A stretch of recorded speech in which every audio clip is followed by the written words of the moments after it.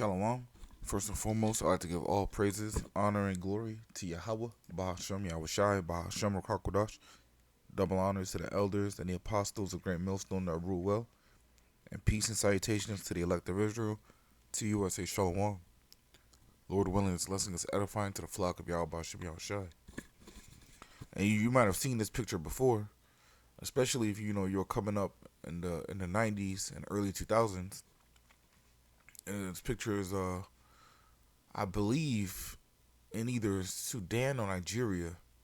I could be mistaken. But the man that took the picture name was Kevin Carter. And he got a lot of backlash when he took this picture because this vulture is waiting for this little girl to perish so the vulture could eat, man. Alright? And people were saying, yo, how come instead of taking a picture you should have helped? Well, that's what a lot of people are going to say. That's what a lot of people are saying now. When people are being persecuted in the streets, right? What do people do? They pull out their phones and start recording. And people will scoff and say, we should go help. But the scripture tells you not to meddle in many matters, man. All right? I'm not saying this man is right or wrong for helping or not helping, because allegedly he shooed the vulture away, but it came back and ate the little girl. But this is something that's coming to America too, man. And through the Spirit, men of the Lord are warning the people what's to come. So we're doing our part to help. But if they don't take heed to the help, there's nothing we can do. You can lead a horse to water, but you can't make it drink, man. All right? And there's plenty of scriptures that go into, famine coming to America, famine destroying everything, including the Lord's people, man. All right? And, Lord willing, I get to some of these scriptures that proves that, famine is one of the plagues that Yahweh Bashem Yahushai sends for judgment, man. All right? Actually, real quick, let me prove that. Because this is all the will of the Lord, man. The Lord who created the vulture to eat on, basically to scavenge, to eat on dead, not to really hunt, but to pick off dead flesh, like roadkill and things of that nature. And sometimes you'll see like a lion feasting on a zebra. It's not going to eat every single piece of meat. It's going to leave some behind. So the vulture will come behind and basically pick off the bones, man. All right? And that's through the Spirit, too. Because if you look at the vulture, it kind of looks like an Amalekite with the schnoz, man. All right? And that's what Amalek are, man. They're vultures at the end of the day. Nonetheless, let me go to the book of Sirach.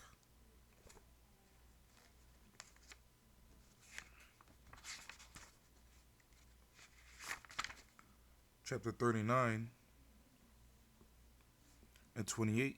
They be spirits that are created for vengeance, which in their fury lay on sore strokes. In the time of destruction they pour out their force, and appease the wrath of him that made them. Right? So these spirits that are created for vengeance are created to appease the wrath, to satisfy the anger of Yahweh Bashem Yahushai, man. All right?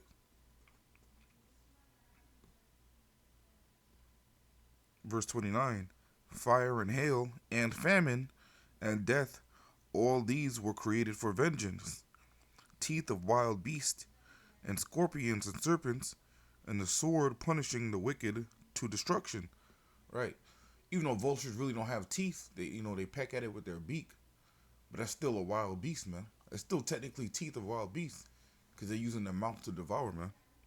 Verse 31, they shall rejoice in his commandment, and they shall be ready upon earth when need is, and when their time is come, they shall not transgress his word. Right? And this is really, the vulture is in order, waiting for the commandment of Yahweh Bashem Yahushai to go and devour the food, man. Right? The vulture is really in order. Because, look, the child is still alive. So the vulture's not picking at it yet. But there's going to be a command one day where the Lord's going to say, yo, just pick on them while they're alive too, man. All right? Because these wild beasts are about to change places and about to devour people, man. All right? All hell is about to break loose in America. And it's going to be, and it's all to satisfy the wrath of Yahweh Bashem Yahushai. All right?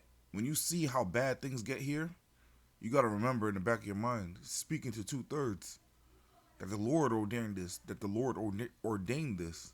So when you're crying out to the Lord, asking Him to save you, there's no He put you in that place and put you in that position in the first place because the way you acted when you had the chance to change your ways. Now it's too late. Now you got vultures hovering around you while you beg and plead for food, man. Some of you are going to resort to eating your own children, man, as it says in the scriptures. Deuteronomy chapter 28 and verse 15. But it shall come to pass, if thou wilt not hearken unto the voice of the Lord thy power, to observe to do all his commandments and his statutes, which I command thee this day, that all these curses shall come upon thee and overtake thee. All right. So basically, the Lord is saying, what's gonna happen is if you don't listen to the commands and statutes and laws that I give you, that all of these curses are gonna come upon you and overtake you. Right? There's gonna be nothing you can do about it, man. All right.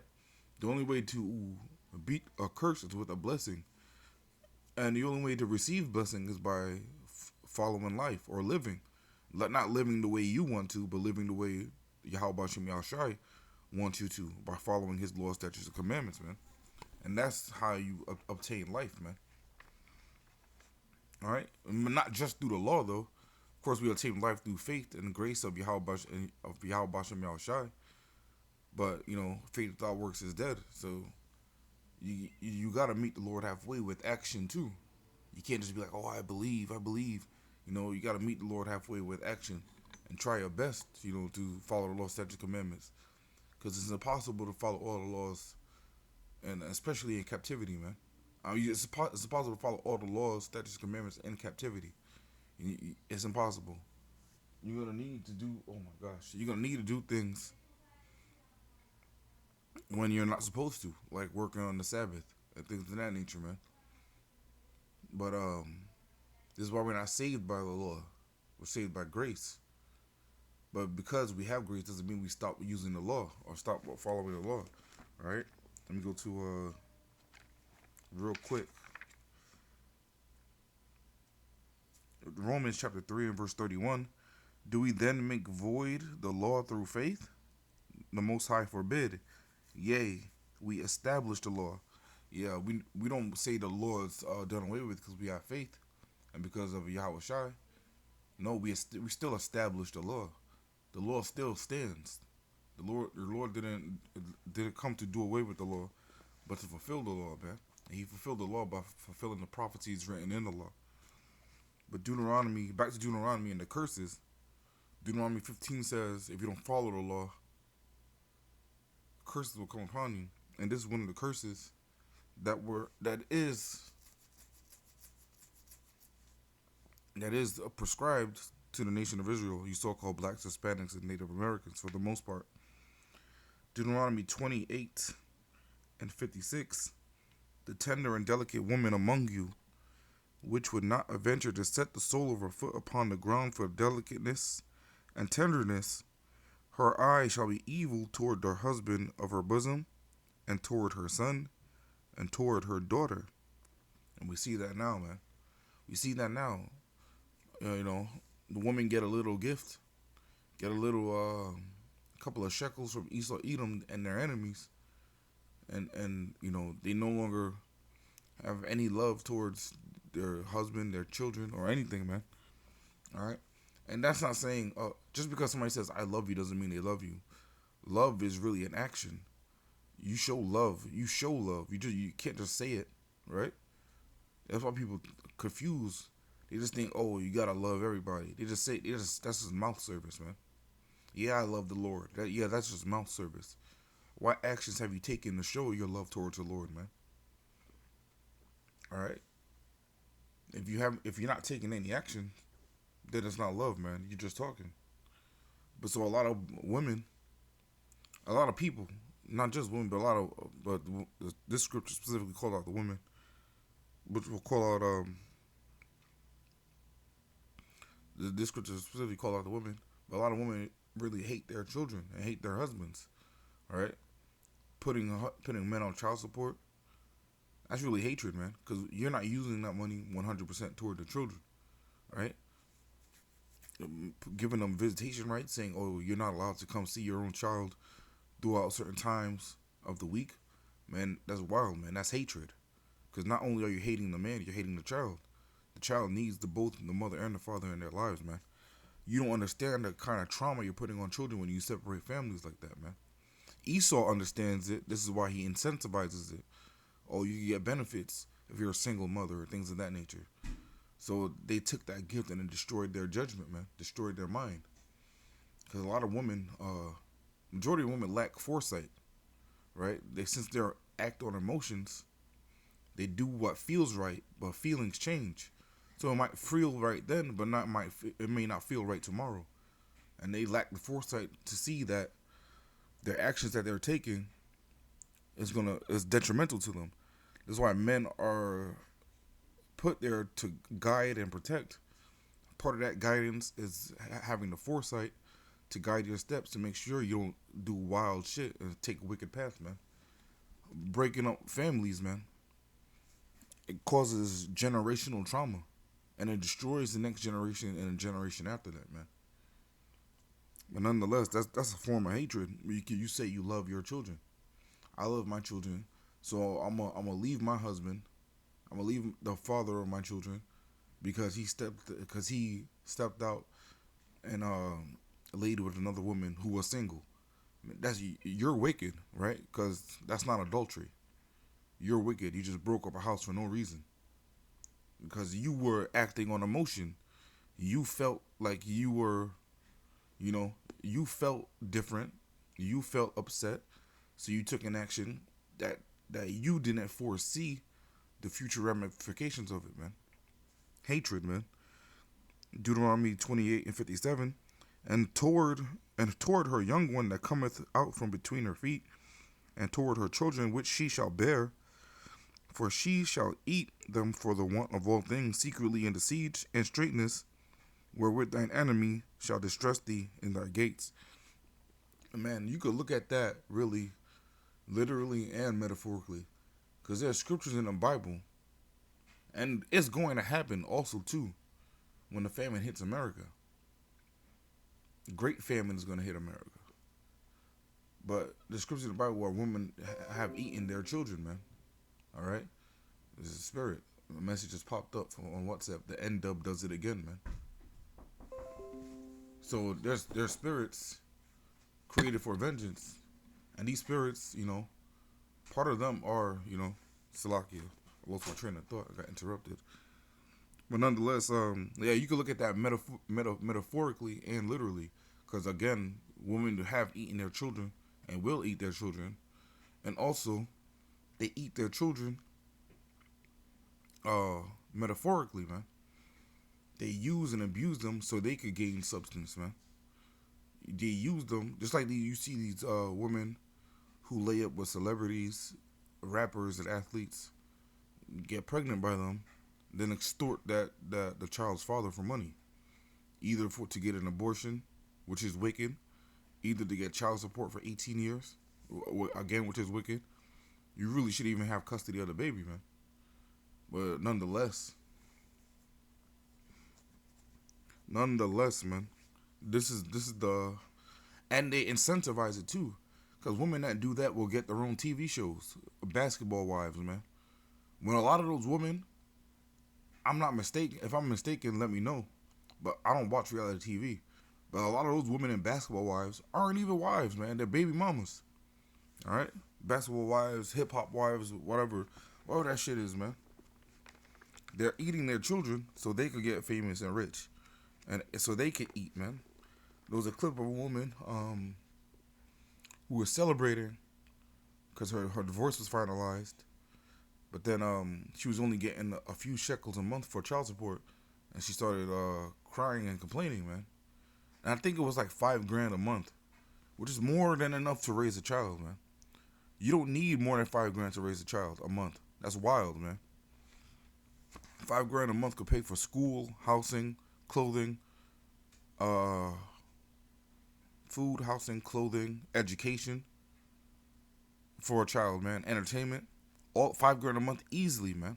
So you know that she's not using all of that $5,000 just for the child. She's using it for herself too, because she laid up with a man who may have been financially successful, so she can eat, man. All right, she's eating off her children, man. She's eating her children. But there's gonna come a time where they're gonna literally eat their children, man. All right, Lamentations 4. I'm gonna go straight to the point. Lamentations 4 and 10. The hands of the pitiful women have sodden their own children. They were their meat in the destruction of the daughter of my people. All right. When you go into that word sodden, it means boil, to basically to cook. All right. Yeah, and this is the time that we're coming into, man. So don't be surprised in Jacob's trouble. You're gonna walk down the street and you're gonna see scenes like this, man. Children, people starving to death, and vultures just hovering over them, waiting, man, just waiting for the command to go and eat, man, waiting. And, this ain't this vulture's first meal, man. And this is why another reason why this vulture is in order too, because it's not starving. It's been eating. It's kind of thick. It's a low key bigger than this child, man. But vultures are big birds when they're full grown, man. But nonetheless, so don't be surprised when you walk down the streets of Babylon. You yourself are looking for food, and you come across a scene like this. A lot of you people are going to be in the spirit to eat this child and skip the vulture, man. A lot of you people will have that spirit on you, man, because you're going to be that hungry. Majority of people have never been truly hungry before. Yeah, you never really starved, I should say. Yeah, you might have missed a meal or two. You might have been hungry, but you never been on the brink of, or even to the point of starvation, man. And the Wadi Abashimi Al Shai, hey, neither have I, man. So what does the scripture say? He's not the Lord. I have been young and I've been old, right? Roughly paraphrasing. Actually, let me get that real quick. To the book of Psalms.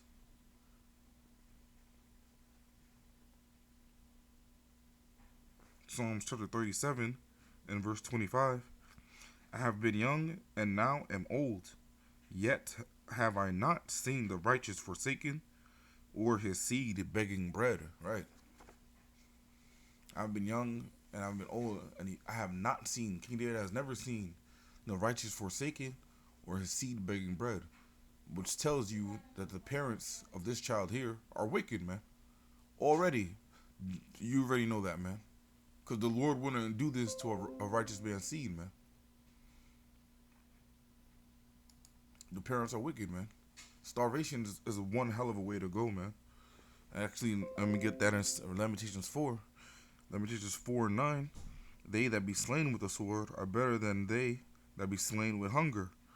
For these pine away, stricken through for the want of the fruits of the field. Right. It's better to be slain with the sword than to die of hunger, man. It's better to be killed like George Floyd than to die like this, man. And George Floyd died an embarrassing death. If that shit was even real, man. Because, everything's a psyop in this place. But George Floyd died an embarrassing death. Imagine an Edomite crushing you with his knee on your neck while you screaming for your mom, man. That's embarrassing. It's for the world to see. For the entire world. Oh, my gosh, man. But even still, that was a better death than famine, man. All right? And, through the spirit, this famine can't be that bad. Because low-key, there's a lot of greenery. Which means it's rained, or at least it had moisture within the past couple weeks, man. All this green in the background. And there's a way, to get water from trees, man. All right? This is why, in times like this, it's good to understand some survival techniques, man. There's a way to actually stick something in the wood of the tree and get water out of it, man. And you could eat, the leaves and the greenery too, man. If you're really that hungry, man. If you're really that hungry. If you're in a field like this, with all this greenery, man. And parents are wicked, man. Niggas probably drinking blood and shit. Because a lot of Hamites drink blood. One more I'm going to close out, Lord willing.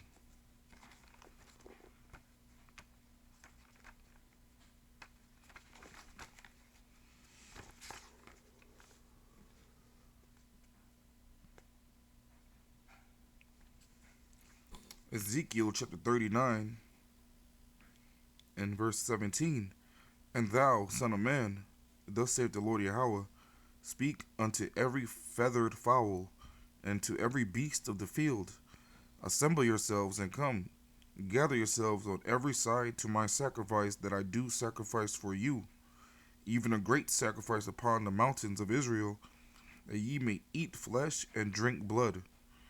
Right? And this is the Lord, basically saying to the animals, like the vultures and scavengers of the field, the beasts of the field, like, yo, I'm preparing a feast for you, right? And he's talking about his own people. He's talking about Israelites, but he's talking, man. He says, I'm preparing a feast for you guys, man. 2/3 of our people are going to be a feast for these animals, man. Verse 18, Ezekiel 39 and 18. You shall eat the flesh of the mighty and drink the blood of the princes of the earth, of rams, of lambs, and of goats, of bullocks, all of them fatlings of Bashan. And ye shall eat till ye be full, and drink blood till ye be drunken, of my sacrifice which I have sacrificed for you. Right? Again, proving or showing you that famine is coming to America, especially for 2/3 of the Lord's chosen people, man. All right? And when you go into, actually, let me get real quick.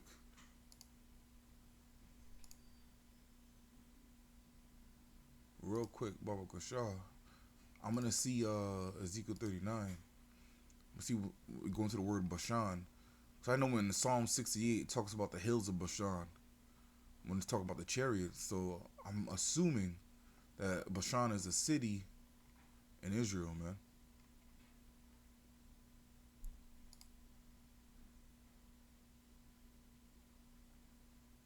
Oh, Bashan, fruitful, a district east of the Jordan, known for its fertility, which was given to half tribe of Manasseh.